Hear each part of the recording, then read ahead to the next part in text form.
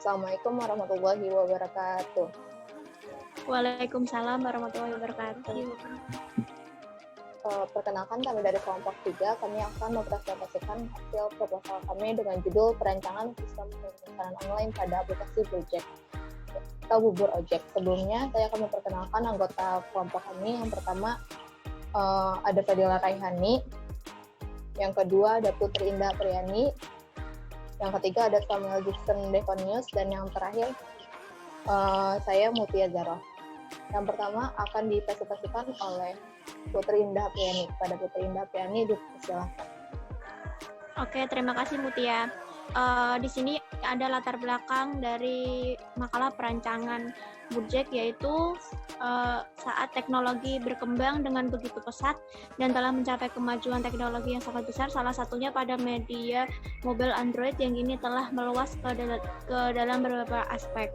Munculnya teknologi yang semakin berkembang di tengah masyarakat memberikan banyak kemudahan serta kecepatan dalam melakukan berbagai aktivitas kehidupan manusia di era sekarang ini. Baik kemudahan dan kecepatan dalam segi penyampaian dan penerimaan informasi, kecepatan pengiriman yang dibutuhkan, kemudian untuk belajar, dan kegiatan penjualan dan promosi, sehingga memberikan kemudahan bagi pengguna atau user yang membutuhkannya. Aplikasi berasal dari bahasa Inggris, yaitu application, artinya penerapan atau penggunaan. Secara teknik ada backhand, dibuat oleh programmer dan developer dan menggunakan bahasa pemrograman tertentu. Setelah itu ada front end, aplikasi dapat digunakan oleh para user dan menginstalnya pada perangkat elektronik agar dapat digunakan untuk keperluan seperti mengolah dokumen, komunikasi, desain grafis, manajemen, perangkat keras, dan berbagai sebagainya. Aplikasi sendiri ini menjadi 3, yaitu aplikasi desktop yang dijalankan di komputer, dan aplikasi mobile yang dijalankan di perangkat mobile. Dan kesempatan kali ini jenis aplikasi yang akan kami rancang yaitu aplikasi berbasis mobile guna mempermudah proses pemesanan bubur ayam secara online. Di sini ada batasan masalah, yaitu pertama, aplikasi berbasis mobile yang dirancang hanya untuk mengolah data pada saat proses pemesanan online, yaitu meliputi jenis dan jumlah bubur yang akan dikirim sesuai dengan pemesanan oleh konsumen. Kedua, database yang digunakan menggunakan MySQL. Ketiga, website ini menggunakan pemrograman PHP. Di sini ada rumusan masalahnya, yaitu apa saja yang diperlukan aplikasi ini untuk meningkatkan efektivitas penggunaan aplikasi ini sehingga dapat aplikasi. Dan tujuan dan manfaat dari perancangan aplikasi ini yaitu menciptakan aplikasi pada bubur ayam Mangewu, menghasilkan laporan output secara manajemen seperti pemesanan online, informasi pembayaran, jasa pengiriman sehingga menjadi bahan evaluasi oleh manajemen. Dan terakhir, memesan bubur dengan praktis dan diantaranya delivery agar tidak perlu datang ke kedai karena sedang keadaan di masa sekarang yaitu pandemi saat ini. Di sini ada manfaat dari perancangan, yaitu pertama, catatan penjualan lebih akurat, kedua, pelayanan pelanggan lebih cepat dan memuaskan, mempercepat proses transaksi, memudahkan pengelolaan stok dan bahan baku, analisis hasil penjualan jadi lebih mudah, serta membantu Anda memonitor penjualan bubur ayam. Luaran yang dihadapkan yaitu terbentuknya prototipe aplikasi bubur ayam Mangewu secara online dioperasikan oleh seluruh masyarakat sehingga memudahkan akses pelayanan secara real time dan efektif. Di sini ada analisis masalah yaitu karena menumpunya antrian pesanan pada bubur ayam Mangewu menjadikan pengunjung yang pesan kurang efisien dan efektif sehingga terciptanya aplikasi ini guna mempermudah kenyamanan bagi masyarakat. Solusinya yaitu aplikasi berbasis mobile ini dirancang dan dibuat untuk mempermudah para pelanggan dalam melakukan pemesanan bubur ayam Mangewu tanpa harus datang ke kedainya. Terlebih di era pandemi saat ini, pemesanan secara online melalui aplikasi akan jauh lebih efektif karena dapat mencegah kerumunan masyarakat, meminimalisir angka peningkatan virus COVID-19. Di sini ada biaya proyek, yaitu pertama ada pembelian domain, harganya 150.000 per tahun, kedua pembelian hosting 500 MB, harganya sekian, pembuatan website dan biaya upload maintenance setting online, dan subtotalnya di sini pembangunan aplikasi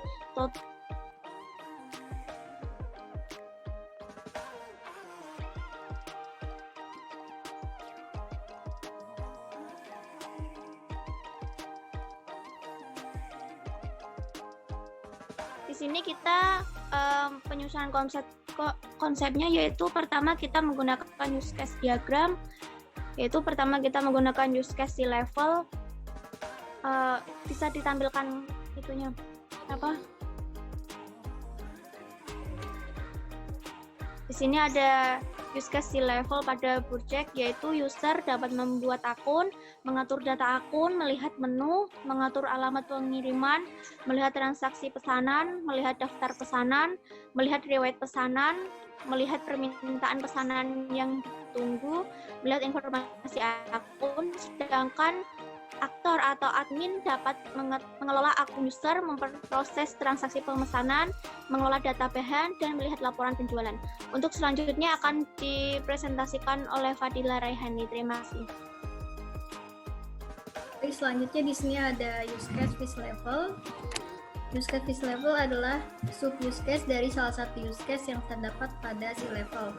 Sub use case yang dimasukkan adalah dapat berupa pewarisan atau extends, atau disebut inheritance, dan behavior atau metode, atau bisa disebut polymorphism. Berdasarkan dengan gambar use case with level di bawah ini, ada 3 pihak yang terkait, yaitu pihak user, admin, dan juga pemilik. Yang dapat dilakukan oleh user atau pengguna yang pertama yaitu mengisi data formulir login seperti nama, alamat, nomor HP, tanggal lahir, dan password. Kemudian sebagaimana tujuan dari aplikasi ini dibuat, maka user dapat membuat pesanan dengan memilih terlebih dahulu daftar menu yang sudah ada serta menentukan kuantiti pesanan yang diinginkan. Jika sudah selesai menentukan menu, maka user dapat segera check out pesanan tersebut. Maka akan diarahkan oleh aplikasi tersebut untuk mengatur alamat pengiriman, mengatur jam dan hari pengiriman, mengatur jasa yang diinginkan. Maka setelah itu akan muncul total pesanan yang harus dibayar oleh user itu sendiri. Setelah itu, user dapat melakukan transaksi pembayaran. Selain itu juga, user dapat melihat riwayat pesanan. Adapun untuk admin, yaitu dapat membuat laporan penjualan, membuat laporan persediaan barang, dan membuat transaksi pesanan. Kemudian untuk pihak pemilik yang terkait dapat melihat berbagai laporan yang telah admin buat sebelumnya. Nah, di sini ada gambar dari use case with level yang tadi sudah dijelaskan. Selanjutnya ada activity diagram. Activity diagram merupakan rancangan aliran aktivitas atau aliran kerja dalam sebuah sistem yang akan dijalankan. Sistem diagram juga digunakan untuk mendefinisikan atau mengelompokkan aluran tampilan dari sistem tersebut. Seperti yang digambarkan activity diagram di bawah ini, ada pembeli, sistem, dan juga database. Langkah pertama yang dilakukan oleh pembeli yaitu membuat pesanan yang diinginkan, maka sistem akan menerima pesanan dari pembeli. Selanjutnya, pembeli harus mengatur alamat pengiriman yang dituju. Setelah selesai mengatur alamat pengiriman, maka pembeli diarahkan untuk melakukan transaksi pembayaran. Maka sistem akan menerima transaksi yang telah dilakukan oleh pembeli. Kemudian, langkah selanjutnya sistem akan melakukan pengiriman pesanan pembeli berdasarkan data yang diberikan oleh pembeli. Maka database akan segera eksekusi pesanan. Ini tampilan dari activity diagram aplikasi Burjek. Selanjutnya, sini ada perancangan user interface atau mockup. Yang pertama di sini ada menu login, yaitu step pertama kita bisa langsung login dengan memasukkan email atau nomor telepon dan juga password. Tapi sebelumnya jika kita belum punya akun, kita bisa daftar terlebih dahulu. Atau kita bisa juga login melalui akun Google atau Facebook. Nah, setelah kita klik menu daftar, maka akan muncul tampilan seperti ini. Ini menu untuk daftar. Kita bisa masukkan nama, alamat, nomor telepon, tanggal lahir, password, dan juga ulangi password. Lalu kita bisa langsung klik button daftar. Selanjutnya akan dijelaskan oleh Samuel. Selanjutnya setelah berada di menu home, kita klik saja yuk pesan di sini dan nanti akan tampil seperti berikut.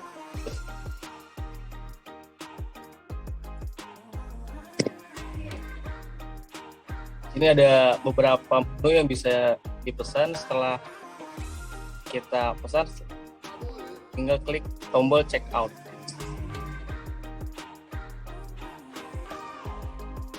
Setelah sudah memesan menu makanan, selanjutnya klik check out, lalu tampil seperti berikut, yaitu ada alamat pengiriman, jenis pengiriman, dan hari pengiriman.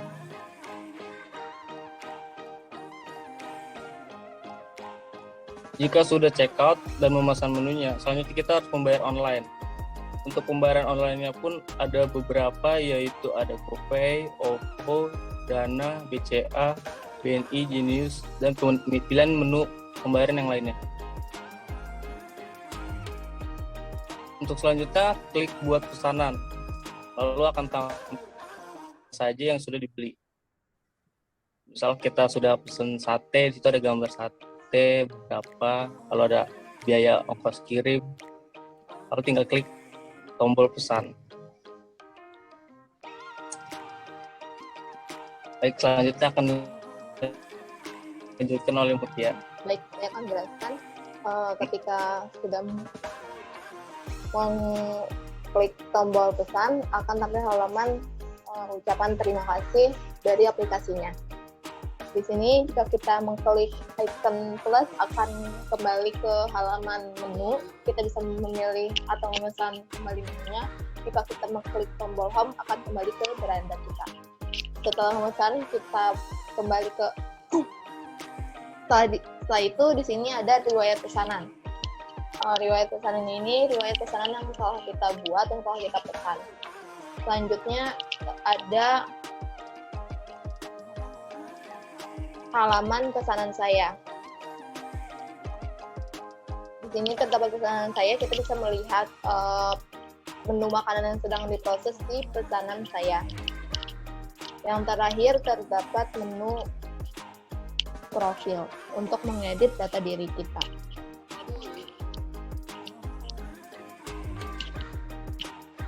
Dan lama waktu pembuatan proyek ini, kita membuat rancangan dan pembuatan proyek yaitu membutuhkan skala waktu kurang lebih 5-6 bulan.